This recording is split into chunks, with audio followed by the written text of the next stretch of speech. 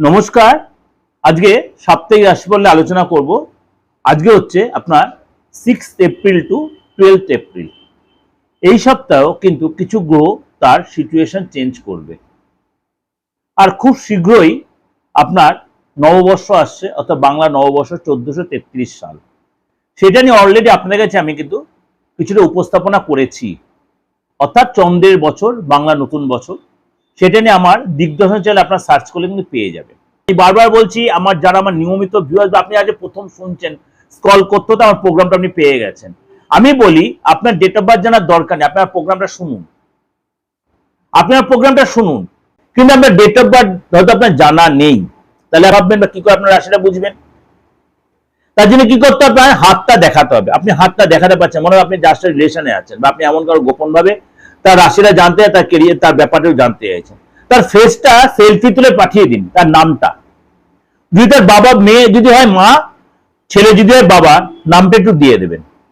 একদম আপনি 95% আপনি প্রেডিকশনটা পেয়ে যাবেন, হাতের ছবি দরকার নেই, তার অজ্ঞাতেই আপনি পুরো ক্লিয়ারিটি আপনি পেয়ে যাবেন।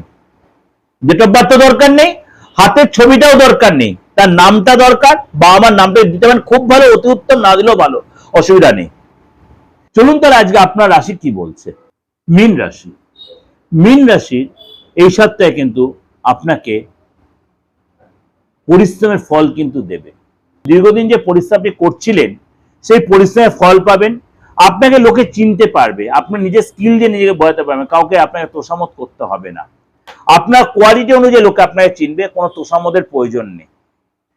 এই সপ্তাহে আপনার সরকারি বা প্রশাসনিক কাজে আপনি যথেষ্ট সাকসেস পাবেন, সফলতা পাবেন। দীর্ঘদিন যে সরকারি কাজ আটকে ছিল, বা আপনি যদি সরকারি লেভেলে কাজ করেন, সেখানে যে আপনার চাপ চলছে, সেইগুলো কেটে যাবে।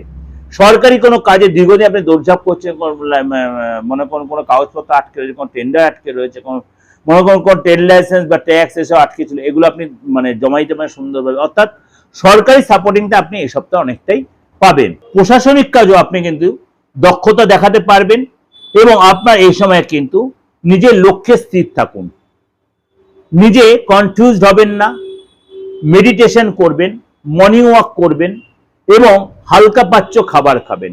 ইরিটেটেড হবেন না, সব কথার তুরন্ত উত্তর দেবেন না। কেউ আপনি হয়তো আপনার অভ্যাস আছে সব কথার প্রতিবাদ করে, সেটা এই সপ্তাহ ভুলে পড়বেন না। আপনাকে কথাটা শুনতে হবে, যে আপনাকে যা বলছে অবশ্যই কথাটা শুনবেন, কথা শুনে ভাববেন, তারপরে উত্তর দেবেন। নাহলে কিন্তু আপনি অনেক ভুল স্টেপ নিয়ে ফেলবেন এই সপ্তাহে। যদি আপনি সেটা করতে পারেন, যে কথা শুনছেন, টাইম নিচ্ছেন, উত্তর দিতে চিন্তা ভাবনা করে ডিসিশন